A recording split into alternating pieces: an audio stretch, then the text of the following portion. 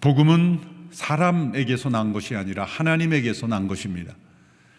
사람의 어떤 사상, 사람들의 논의나 회의나 토론이나 세미나를 통하여 결정된 것이 아니라 살아계신 하나님, 천지를 창조하신 하나님, 타락한 인간을 심판하시기 전 구원하시기로 작정하신 하나님께서 우리에게 허락하신 것입니다. 사도 바울은 갈라디아서 1장 1절 제일 앞선 9절부터 사람에게서 난 것이 아니라 사람으로부터 온 것이 아니라는 것을 강조함으로써 시작했습니다. 어쩌면 갈라디아서 전체 주저가 이 1장 1절에 담겨 있을 것입니다. 사람에게서 난 것이 아니다. 예수 그리스도의 죽음과 그리고 부활, 성령의 임재하심을 통하여 우리의 죄를 자유케 하시고, 우리를 죄로부터 자유케 하시고, 우리를 의롭다 하시고, 우리가 영원한 생명으로 살아가도록 하시는 이 복음은 사람은 상상조차 할 수 없는 일입니다. 완전하신 하나님의 뜻과 지혜가 아니오는 이 구원의 기쁜 소식은 우리에게 전해질 수 없는 것입니다. 사도 바울은 자신이 전한 복음 이외에 다른 오염된 복음을 복음이라 전하며 갈라디아 교회 성도들을 왜곡시키는 이들에 대하여 저주를 말했습니다. 그리고 그들을 너무나 쉽게 따르는 성도들을 책망했습니다. 이 사도 바울이 이렇게 분노할 수밖에 없는 것은 자신이 전한 복음이 참된 복음이요, 살아계신 하나님께서 주신 복음이요, 예수 그리스도께서 직접 그에게 알려주신 계시였기 때문입니다. 어떤 사람들은 사도 바울의 이러한 강한 확신을 보면서 오히려 바울은 너무 배타적이 아닌가, 교만한 것 아닌가, 자신만이 복음을 깨달았다고 주장하는 것이 잘못된 것이 아닌가라고 그렇게 오해하는 사람도 있습니다만, 그러나 실상 우리가 어떻게 복음을 깨닫게 되었는가를 생각해 보십시오. 바울 서신서들을 통하여 우리는 복음을 깨닫게 되었어요. 물론 베드로나 요한 서신들을 통해서 일부분 우리가 몇 구절은 알 수가 있지만, 복음을 총체적으로, 온전하게, 체계적으로, 논리적으로 깨달을 수 있도록 우리에게 계시의 통로로 사용된 것은 사도 바울이라는 것은 분명합니다. 그렇다고 바울이 기독교를 창시했다는 뜻이 아닙니다. 예수 그리스도께서 바울을 통하여 우리에게 복음을 분명하게 깨달을 수 있도록 전해준 하나님의 뜻이 있었다는 것입니다. 우리가 함께 살펴보는 갈라디아서, 로마서, 고린도 전후서, 또 옥중 서신이라고 불리는 에베소, 빌립보서, 골로새서와 같은 이 사도 바울의 서신도를 통하여 우리는 복음이 무엇인가, 하나님께 세상을 구원하시는 예수님의 십자가와 부활의 의미와 성령의 역사하심에 대하여 가장 분명하고 정확하게 우리에게 계시해 주시는 통로로 바울을 사용하신 것입니다. 그러므로 사도 바울이 자신이 전한 것 외에 다른 것을 전하는 이들에 대하여 흥분할 수밖에 없었고 분노할 수밖에 없었던 것입니다. 역사상 많은 사람들은 바울이 전한 복음 외에 그 복음을 왜곡시키는 끊임없는 인간들의 시도들이 있어 왔습니다. 갈라디아 교회로부터 시작된 이 싸움은 지금도 지속되고 있어요. 갈라디아 교회의 싸움은 무엇입니까? 예수님을 믿는 것만으로는 불충분하며 인간의 행위, 율법을 지키는 어떤 행위가 보완되어야 한다.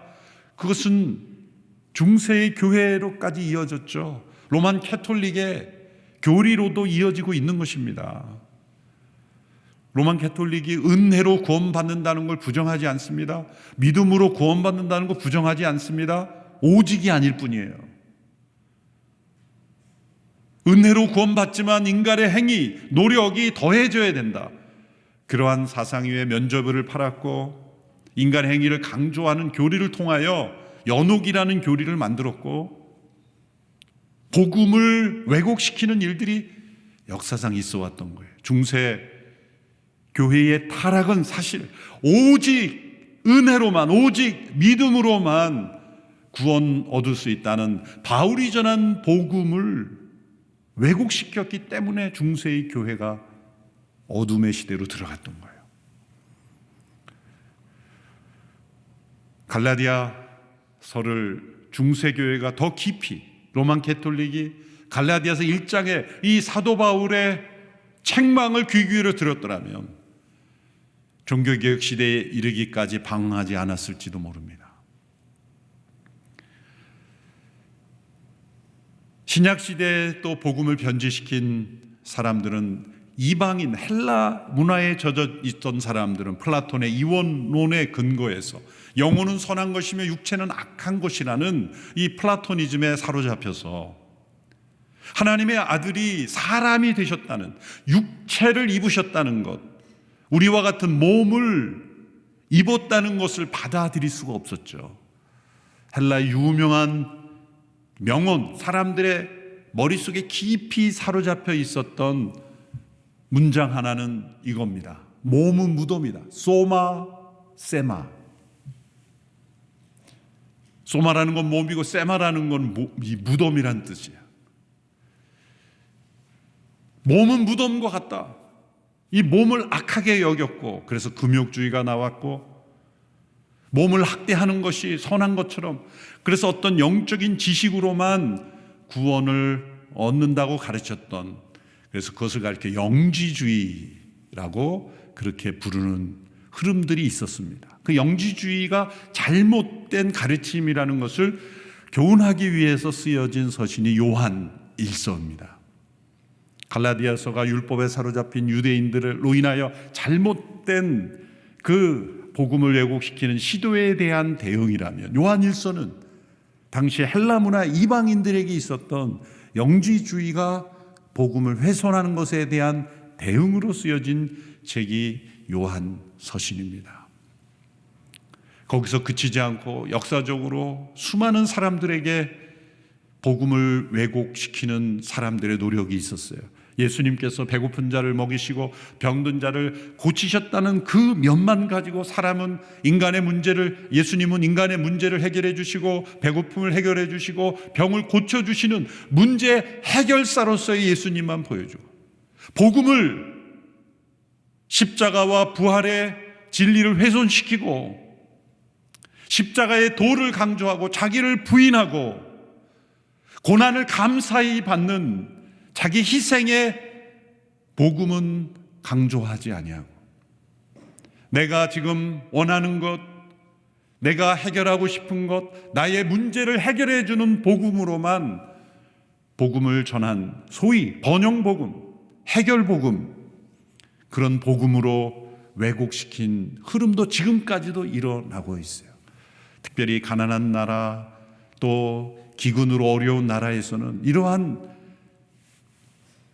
내용을 전하면 사람들이 많이 귀를 기울입니다. 번영복음이라고 말해요. 가난을 극복하는 것이 예수님을 믿는 축복으로만 생각하는 거예요. 또 남미에서 시작된 해방신학은 예수님을 어떤 혁명적인 분으로, 그 당시에 소위 기득권층이었던 바리새인들과 대제사장 사두개인들이 장악하고 있던 예루살렘의 권력에 대한 저항자로서, 정치 혁명가로서 예수님 그 부분만을 부각시켜서 사회의 여러 계층을 변화시키는 어떤 혁명적 복음으로, 그것을 해방신학이라고 말하죠. 이런 시각이 여전히 우리 교계에도 있어요. 예수님은 기득권층에 대한 저항하시는 분이었으므로 우리도 소위 기득권층에 대해 저항하는 것이 신앙이라고 가르치는 거예요. 이건 이념이지 복음이 아닙니다. 이렇게 예수님의 삶과 교훈의 아주 일부분만을 픽업하여 핀셋으로 뽑아 전부처럼 확대시키는 것이 항상 다른 복음을 만들어내요. 교회의 간판을 내걸고 모여서 예배드리지만, 심지어는 제가 어느 교회 주보에서 부활절에 과거에 어떤 민주화 운동을 하다가 죽으신 분의 그분이 부활의 영으로 이렇게 같이 그분의 일기를 읽는 걸 봤어요. 민주화 운동을 잘못했다는 게 아니라 예수님의 부활절에 그 사람의 영이 우리 안에 부활했다는 거. 완전히 이것은 이단이요 사입인 것이죠. 복음을 왜곡시키는 것이죠. 역사상 이렇게 수많은 복음을 변형시키고 변질시키는 흐름들이 역사 속에 존재해왔어요. 그러니까 이 갈라디아 교회의 교인들을 왜곡시켰던 그런 다른 복음이 중세, 근세, 현대, 지금에 이르기까지 수많은 왜곡된 것들이 교회 안에 존재하고 있어요. 예수님의 십자가의 죽음으로 우리를 죄에서 자유케 하시고, 그것은 어떤 이념적인, 상상적인, 관념적인 것이 아닙니다. 실제 우리의 몸이, 우리의 영이 물들어 있는, 우리의 영혼육이 물들어 있는 죄로부터 자유케 하시는 것이며, 또한 예수님의 부활을 통하여 우리를 의롭다 하시고 우리에게 부활하신 예수님께서 생명과 의의를 더듬혀 주심으로 우리가 하나님 앞에 의롭게 되고 영원한 나라에 거하는 완전한 구원을 기다리고 있다라는 이 하나님 나라의 복음, 이것을 어떤 인간의 생각과 의견으로 덧붙일 수 없다는 것을 우리는 확신해야 합니다. 그럼 바울은 이것을 어디서 깨달았을까요? 이 지식을 어디서 얻었을까요? 사람에게서 배운 것이 아니다. 나 자신의 경험을 통해서 배운 것도 아니다. 나의 아이디어도 아니고 당시 예루살렘에 있는 사도들로부터 배운 것도 아니고 그 당시의 사람들의 어떤 철학가나 저명한 랍비나 그런 사람들로부터 배운 것이 아니다. 사람에게서 나온 것이 아니다. 오직 살아계신 하나님, 그리고 죽음에서 부활하신 예수 그리스도의 직접적인 계시로 내가 받은 것이다. 그것이 바울이 전한 복음의 순수성, 그리고 그 영적 권위를 강조하려고 지금 갈라디아서를 쓰고 있는 것입니다. 그러므로 내가 전한 복음 위의 것을 전해서도 안 되고 받아서도 안 된다. 그것은 자기 중심적인 어떤 교만이 아니라 실제로 그를 통해서 계시해 주신 그 복음만이 온전한 복음이기 때문인 것입니다. 그래서 부득이하게 사도 바울은 자기 자신의 이야기를 할 수밖에 없었습니다. 자신이 회심 이전에 어떠한 삶을 살았는지, 그리고 자신이 회심할 때 어떠한 체험이 있었는지, 그리고 그 이후의 여정이 어떻는지를 설명함으로써 자신이 전한 복음의 권위와 순수성을 지키려고 한 것입니다. 첫째로 그가 회심 이전에 어떤 상황이었습니까? 그는 유대교에 있을 때 행하였던 잘못된 행위들을 고백하죠. 사람은 자신의 죄와 허물을 드러내는 것은 불편한 일입니다. 사도 바울도 자신이 과거에 예수님을 만나기 전에 어떠한 삶을 살았는지를 말하는 것이 즐거울 리가 없습니다. 그러나 그는 여러 번 그것을 강조했어요. 자신이 어떤 사람이었는가를.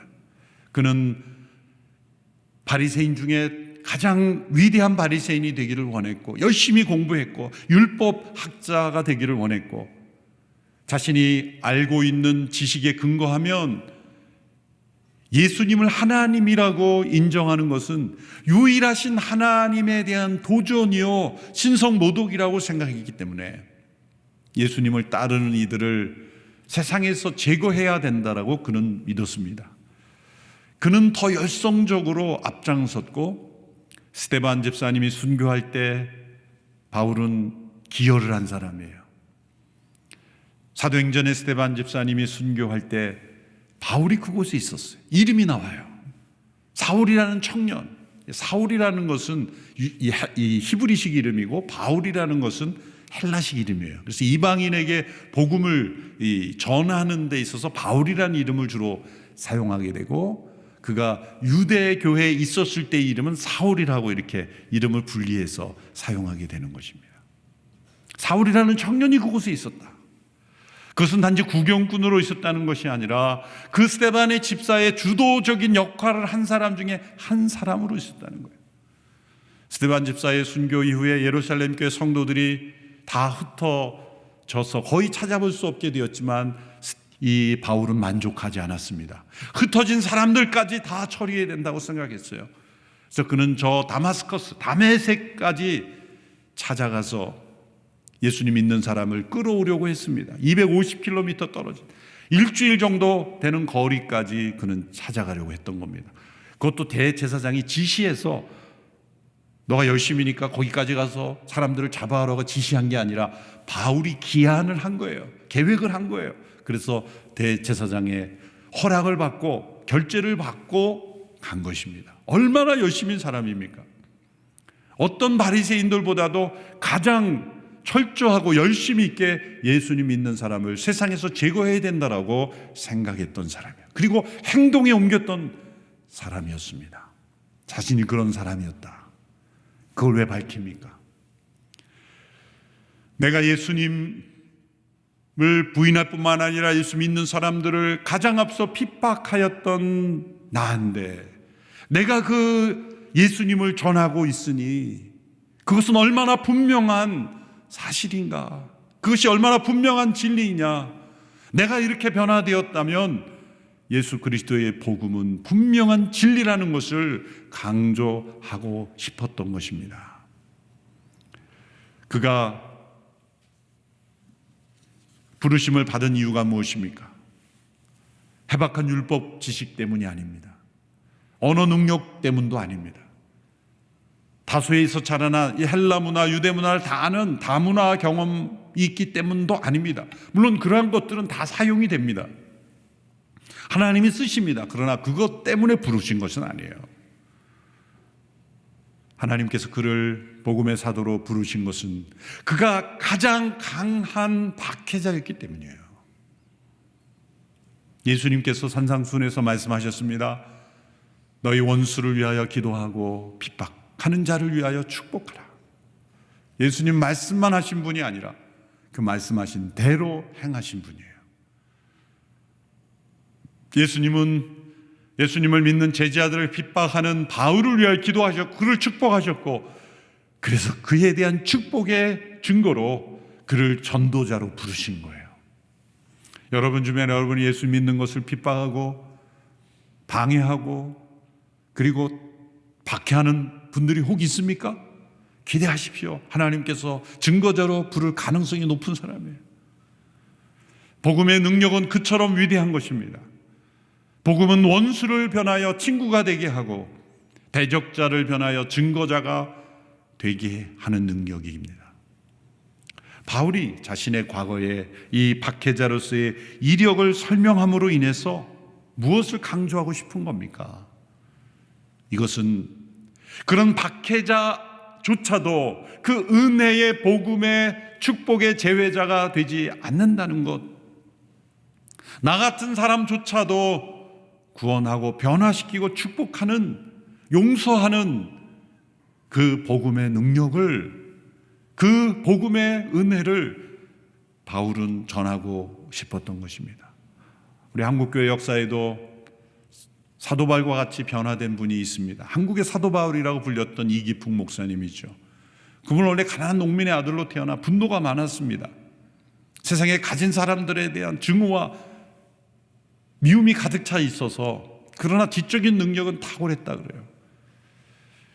우리나라에 온 사무엘 마펫 선교사님이 평양 거리를 다니며 복음을 전할 때 이분은 돌을 던져서 그 마펫 선교사님의 턱이 망가질 정도로 얼굴에 돌을 던지며 핍박했습니다. 반대했습니다. 그러나 마펫 선교사님은 그를 용서했고 어떠한 조치도 취하지 않았죠. 장대현교회를 건축한다 그랬을 때 깡패들을 동원해서 그 건축 현장에 들어가서 다 부숴버리는 그런 사람이었어요. 그런 어느 날 그가 환상 가운데 사도 바울이 들었던 음성과 동일한 음성을 듣게 돼요. 기풍아 기풍아, 내가 왜 나를 핍박하느냐? 너는 나를 증거하는 증인이 될 것이다. 그럼에도 불구하고 이급풍 목사님 변화되지 않았어요. 굴복하지 않았어요. 흘려버렸습니다. 그러던 그가 원산에 체류하던 중에 스왈렌 선교사님이란 분을 거리에서 만나서 거리 전도에서 죄로 회개하고 예수 믿으라는 그 음성에 그는 꼬꾸라졌죠. 그래서 그가 자신이 무너뜨리려고 했던 조기 건축 현장을 부쉈던 그 장대현 교회에서 1907년 부흥운동이 일어난 장대현 교회에서 장로교단의 최초의 7명의 목사 안수자 중에 한 사람이 되었던 것입니다. 그래서 그분은 대한민국 전역을 다니며 저 제주도에 이르기까지, 제주도에 가면 이규풍 목사님 선교 기념관도 있어요. 대한민국 전역을 다니며 복음을 전했습니다. 이처럼 가장 강한 박해자를 변화시켜서 전도자로 바꿀 수 있는 세상에 지식은 있습니까? 세상에 어떤 지식이 박해자를 전도자로 바꿀 수 있습니까? 세상에 어떤 고상한 지식이 반대자를 축복하며 그를 도리어 증거자로 바꿀 수 있습니까? 그것은 오직 십자가의 복음뿐입니다. 하나님의 구원의 복음뿐입니다. 자신의 변화를 통하여 이 복음의 진실함을 증거하는 거예요. 두 번째, 자신이 회심할 때의 경험을, 상황을 말하죠. 부활하신 예수님께서 직접 자신에게 찾아오셔서 가르쳐 주신, 직접 만나서 받은 계시라는 것을 설명함으로써 복음의 권위를 지키고 있는 것입니다. 13절, 14절, 15절, 16절은 아주 대조를 이루죠. 13절, 14절에서 바울은 말합니다. 난 하나님의 교회를 몹시 핍박하였고 파괴하려고 했습니다. 나는 내 조상들의 전통에 대하여 매우 열성적이었습니다. 그러나 어머니의 태로부터 나를 택하여 은혜로 나를 부르신 하나님께서 그 하나님의 아들을 내 안에 나타내 보이셨다. 모태로부터 나를 부르신, 은혜로 나를 부르신 하나님이 그 하나님의 아들을 내 안에 나타내 보이셨다. 16절에 보면 바울이 아주 독특한 표현을 사용하는데 16절을 같이 한번 읽어보겠습니다. 시작. 하나님의 아들을 이방 사람들에게 전하게 하시려고 하나님의 아들을 내 안에 나타내 보이셨습니다. 다메섹 도상에서 그는 강렬한 빛과 함께 앞을 보지 못할 정도로의 강렬한 빛과 음성을 들었죠. 그래서 꼬꾸라졌죠. 그가 무너진 겁니다. 이게 무슨 현상인가? 내가 핍박했던 예수님이 살아계시는구나. 그 부르심을 들은 것만이 아니라는 거예요. 그 예수님께서, 부활하신 예수님께서 성령 안에서, 바울 안에서 나타나셔서 바울로 하여금 복음을 깨닫게 하셨다는 거예요. 알려주셨다는 거예요. 고린도서 4장 6절에서는 이러한 체험을 이렇게 고백합니다. 예수 그리스도의 얼굴에 있는 하나님의 영광을 아는 빛을 그 마음에 비추어 주셨다는 겁니다. 여러분, 우리가 복음을 깨닫는 것은 지식으로서가 아닙니다. 하나님께서 빛을 우리 마음속에 비춰주시는 거예요. 우리 안에 부활하신 주님께서 임하셔서 성령 안에서 그것을 깨닫게 하시는 거예요. 인간의 논리로는 어떻게 이것을 깨달을 수 있습니까? 인간의 지식으로는 이것을 도무지 이해할 수 없는 것입니다. 하나님의 아들이 우리를 구원하시려고 사람이 되셔서 우리를 대신하여 죽으셨다는 것, 죽음에서 부활하심으로 우리를 그분과 같은 영원한 몸을 입은 자로 변화시킴으로 새하늘과 새 땅에서 하나님의 온전한 나라를 이루신다는 것을 어찌 인간의 과학적 지식으로 다 헤아릴 수가 있겠습니까? 불가능한 것입니다. 그런 하나님의 아는 지식을 우리의 마음속에 비춰주시고 그 하나님의 아들을 우리 안에, 내 안에 나타내 보여주심으로 우리는 부활하신 주님을 만나게 되는 것입니다. 그분으로부터 배우게 되는 것입니다. 그리고 배운 대로 확신하게 되는 것입니다. 사도 바울이 이렇게 복음을 깊이 주님께로부터 배우면서 하나님에 대한 이 깊은 지식과 자기를 아는 지식이 점점 더 깊어집니다. 예수님을 바로 믿게 되면 두 가지 지식이 깊어져요. 하나님을 아는 지식이 깊어지고 자기를 이해하는 깊이가 깊어집니다. 사도 바울이 오늘 15절에서는 어머니의 모태로부터 나를 부르셨다고 고백하고 있어요. 갈라디아서는 비교적 초기에 쓰여진 서신입니다. 어떤 분은 제일 먼저 쓰여졌다, 아니다, 두 번째다, 세 번째다. 그 순서는 정확하게 확신할 수 없지만 분명한 것은 초기라는 거예요.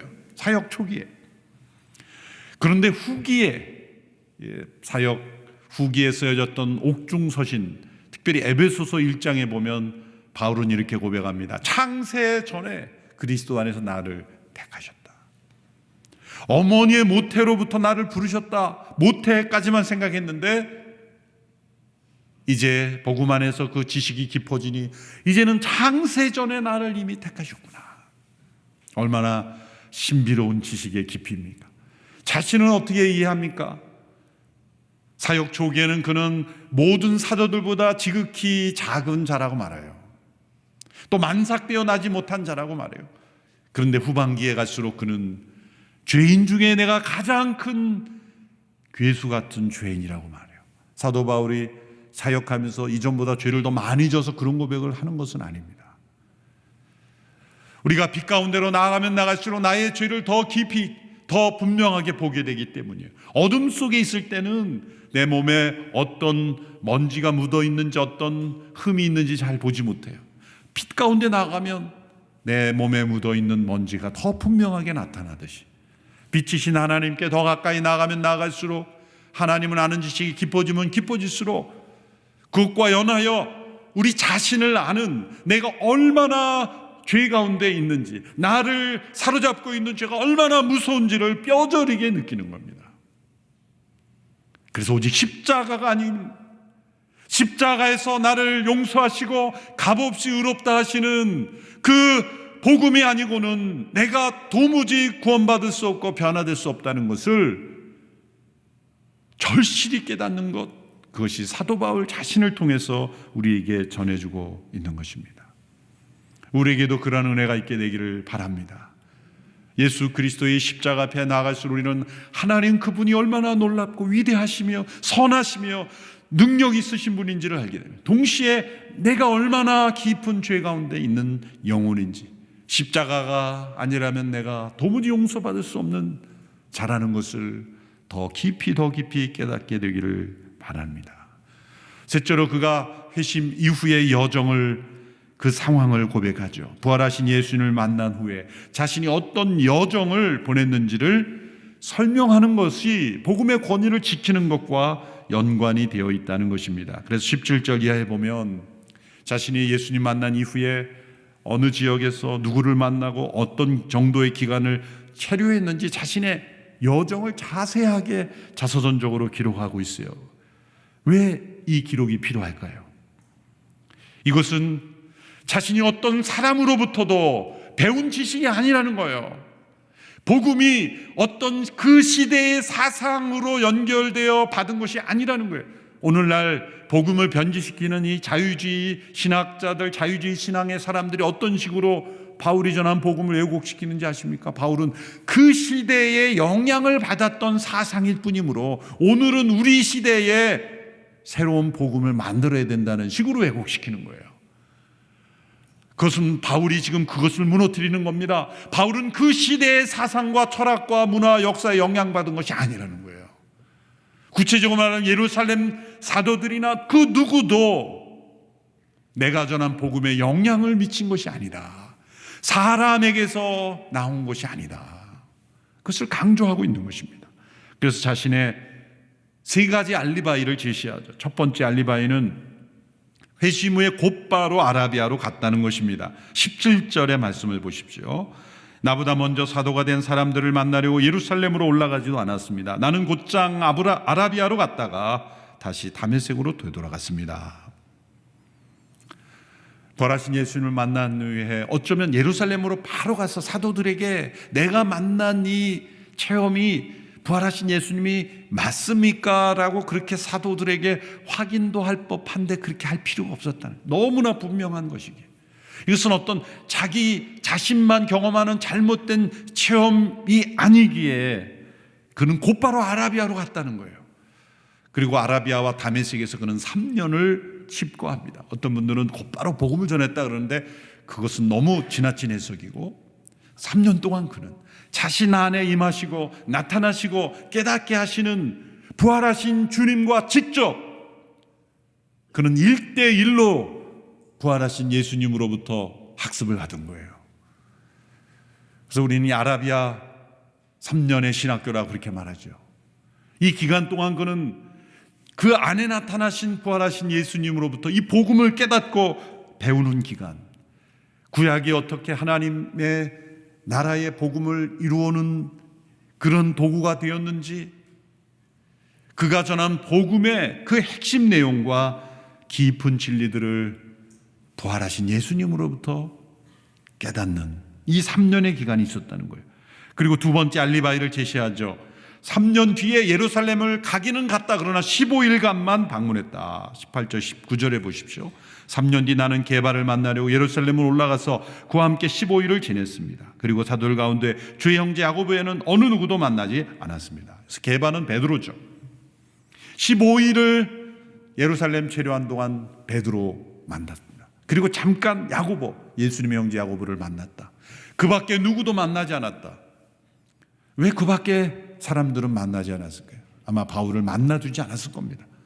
당시에 예루살렘 사도들은 아직도 바울에 대한 어떤 선입견, 과거 스데반 집사님 이 순교할 때 기여하고 예수님 믿는 사람들을 잡아 가두는 그러한 일에 앞장섰던 바울에 대한 그 기억 때문에 받아들이기 어려웠던 거예요. 그리고 사도 바울의 이후의 모든 사역에 있어서도 걸림돌이 바로 그의 과거의 행적이었어요. 저런 사람을 어떻게 우리가 사도로 받아들일 수 있을 것인가? 바울의 권위를 공격하는 사람들이 여전히 있었고, 그리고 정통 유대인으로부터는 변절자라는 낙인이 찍혀서 양쪽으로부터 공격을 받았던 거예요. 사도 바울은 얼마나 외롭고 힘들었을까요? 하지만 그가 강조한 것은 내가 어느 누구도 만나지 않았다, 만나주지도 않았다. 25일 동안 베드로로부터 이제 당신이 복음을 전하기 원하느냐, 그럼 내가 알려주겠다 그러고 그렇게 사사받는 시간이 아니었다. 도리어 여러분 다음 주에 살펴보겠지만 베드로가 바울에게서 책망을 받아요. 왜요? 아직도 베드로는 율법에 묶여 있는 부분이 많았기 때문이에요. 그래서 예루살렘 교회는 한계가 있었던 거예요. 하나님께서 안디옥에 교회를 세우셔서 바나바와 바울을 중심으로 이방인 선교, 온 세상에 복음을 전하는 그런 일로 바울을 부르실 수밖에 없었던 거예요. 그러므로 어느 누구로부터 내가 배운 것이 아니라는 거예요.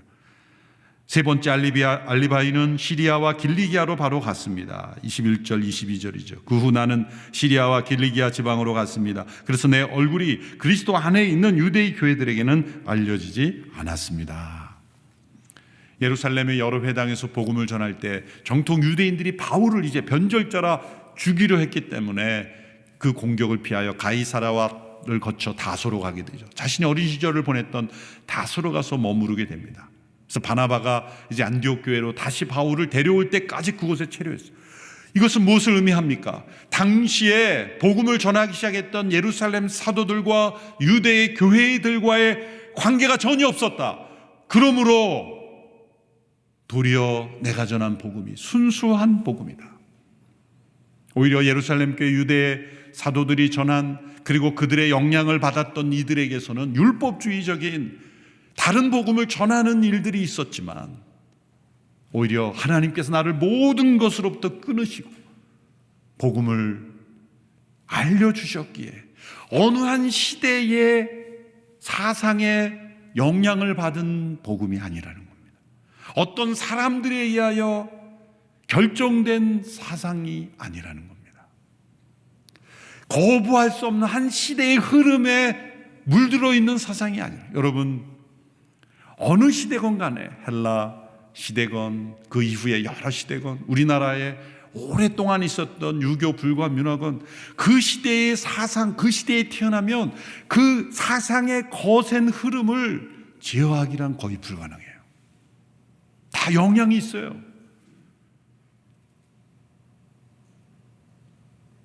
태양이 돈다고 믿었던 그 시대에 지구가 돈다라고 발표했던 사람을 이단으로 처형했던 그 시대예요. 모두가 다 지구가 중심이고 태양이 돈다라고 생각했던 시대에 그걸 뒤바꾼다라는 게 얼마나 어려운 것입니까?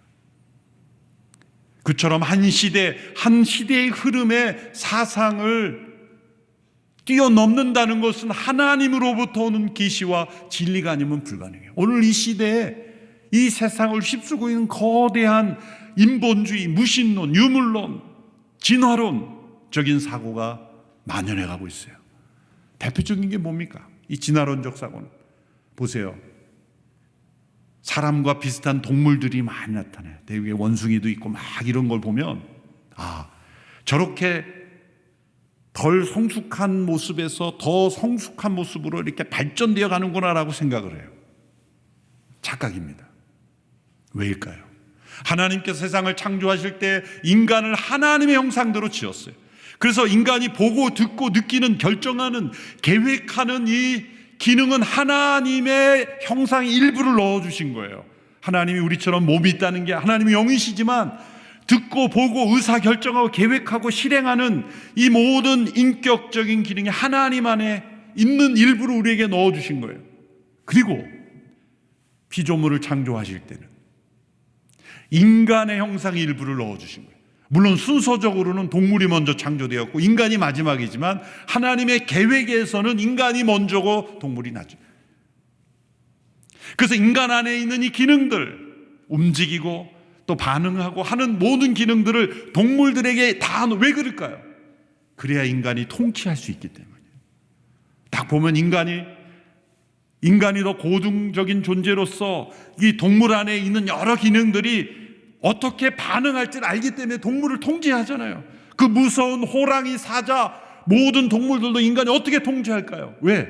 인간 안에 있는 일부의 형상을 하나님이 동물들에게 통치하라고 넣어주신 거예요. 근데 인간은 거꾸로 그거를 그 동물들에게서 인간이 되었다. 얼마나 어리석은 생각이에요. 그런 진화론적 생각을 전 세계 교과서에서 다 가르치니 그 속에서 자라난 우리의 자녀들이 하나님을 인정하겠습니까? 그러나 예수 그리스도의 계시를 통해 직접 바울이 받은 이 복음을 통해서 창조주 하나님을 깨닫게 되고 인간을 보게 되고 세상을 보게 되면 진리를 깨닫는 거예요. 어떻게 우리가 이 진화론의 유물론적인 그리고 인본주의적인 이런 시각을 어떻게 우리가 벗어날 수 있었습니까? 그것은 예수 그리스도로부터 직접 계시받은 바울이 전한 복음을 통해서 우리는 이 모든 인간으로부터 오는, 인간들이 만들어낸, 인간들이 주장하는 모든 생각과 사상을 뛰어넘어서 하나님의 진리를 깨닫게 되는 것입니다. 그러므로 사도 바울을 통해서 우리에게 전해주신 이 복음이 바른 복음이요, 우리가 붙잡아야 될 진리이며 인간을 구원하는 하나님의 은혜의 복음임을 확신해야 하는 것입니다. 이 복음 안에 우리의 믿음이 바로 세워지기를 바랍니다. 세상의 어떤 인본주의 사상 철학도 보다도 더 강력한 하나님의 능력임을 확신하시기 바랍니다. 여러분, 베스트셀러 너무 믿지 마세요. 세상의 학자들이 베스트셀러라고 다 보면 그거 보면 다 인본주의, 진화론, 유물론 다 마찬가지예요. 베스트셀러는 나오는 족족 다 읽으신 분이 바울 서신은 안 읽어요. 바울이 섭섭할 거예요. 나도 책 한 권 썼는데, 난 읽기 좋으라고 짧게 썼는데 그 두꺼운 몇백 페이지는 열심히 읽으면서 6장이면 다 읽는 내 서신은 안 읽는다니. 바울 할아버지가 섭섭해할 겁니다. 바울을 통해 주신 이 복음을 우리가 더 깊이 확신하고 깨닫고 믿음 안에 거하는 우리 모든 성도들이 되기를 축원합니다. 기도하겠습니다. 하나님 아버지, 가장 심한 박해자조차 가장 충성스러운 전도자로 변화시키는 이 은혜의 복음, 용서의 복음, 능력의 복음이 우리에게 주신 복음인 줄로 믿습니다. 이 복음을 믿고 확신하고 거하며 우리의 삶이 변화되게 하여 주시옵소서. 예수님의 이름으로 기도하옵나이다. 아멘.